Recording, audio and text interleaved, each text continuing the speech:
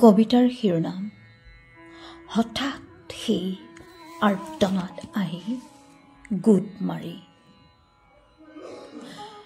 হঠাৎ সেই আৰ্তনাদ আহি গোট মাৰি ৰ'ল মোৰ হাতৰ মুঠিত। কিবা এটা তপত, কিবা অদ্ভুত কঠিন পৰি ৰ'ল এডঙা তেজ, এপাচি সেন্দুৰীয়া কল। চিহ্নিত কৰি গ'লো মোৰ পথ উদ্ভ্ৰান্ত এডাল জাঠিৰে। চোৱা চোৱা, গছবোৰে কেনেকৈ আলিংগন কৰে সূৰ্যক।